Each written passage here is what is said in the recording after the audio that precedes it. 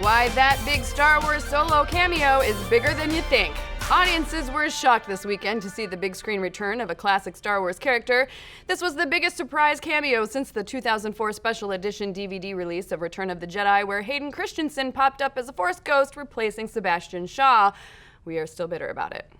Now, since this is a major spoiler for Solo, a Star Wars story, we're warning you guys right now, if you haven't seen the film, we suggest, nay, demand, you hightail it out here because we are about to get a whole load of spoilery up in this episode. Leave.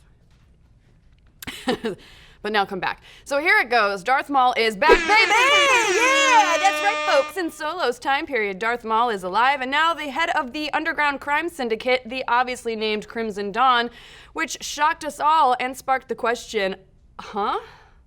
For casual Star Wars moviegoers, the last they saw of Maul was when Obi-Wan sliced him in half and Maul fell down a power generator shaft in The Phantom Menace. But for Star Wars fans who've been keeping up with the comics, cartoons, and other supplemental materials, they knew that the slice and fall was not the end of Maul.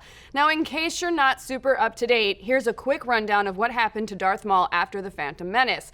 In the Clone Wars animated series, we see Maul feeling like only half a man after his Obi-Wan encounter. He makes his way to a landfill on Lotho Minor and camps out there for a little while. His brother Savage Opress finds him there and takes him back to their mom on Dathomir, who happens to be a very powerful Night Sister witch named Mother Talzin.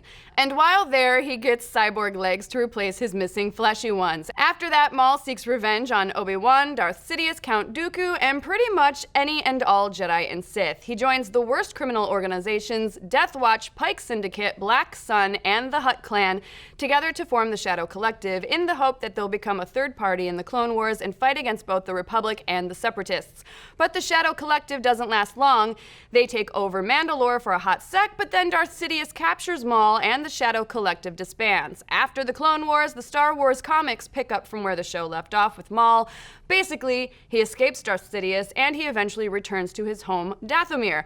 Then in the Rebels cartoon, Maul first shows up in a Sith temple on Malachor where he meets with the show's hero, Ezra Bridger. He shows up several more times as an evil mentor to Ezra until finally he has a final showdown with Obi-Wan, who finishes what he started and kills Maul once and for all.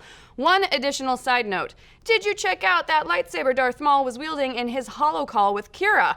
It's the one that he wields in the cartoons, meaning that Disney is committed to keeping everything canon in the Star Wars universe, unlike the multiple levels of canon used in the old Legends universe. Remember how hard it was to keep track of G canon, T canon, C canon, S canon, and N canon? And yes, those are all real canon designations, by the way. So what does Maul's return to the big screen mean?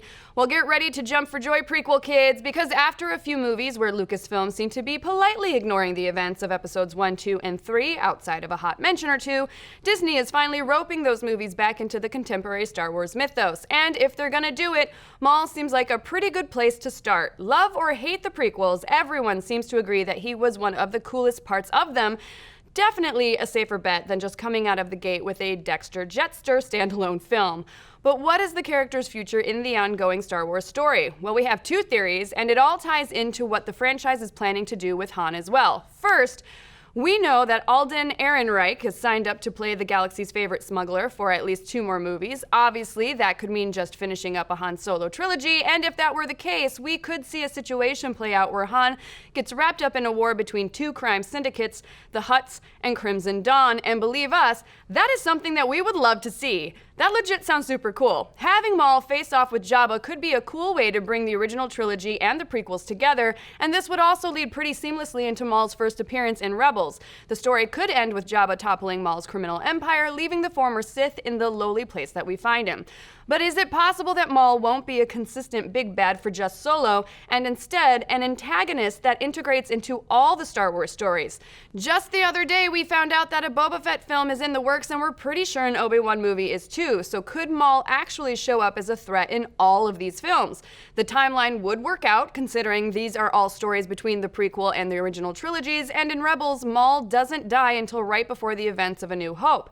So if Maul is the head of a giant crime empire, it makes sense that he would cross paths with Boba Fett and eventually Obi-Wan, considering how familiar the Jedi in exile is with the scum and villains of Tatooine.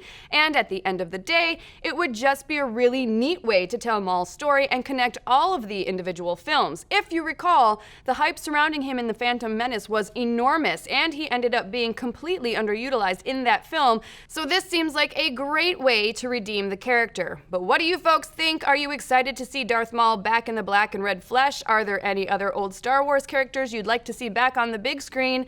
Aaron really wants Jar Jar Binks. And what did you give Solo a Star Wars story? An A, a B, an F? Let's discuss. Not true.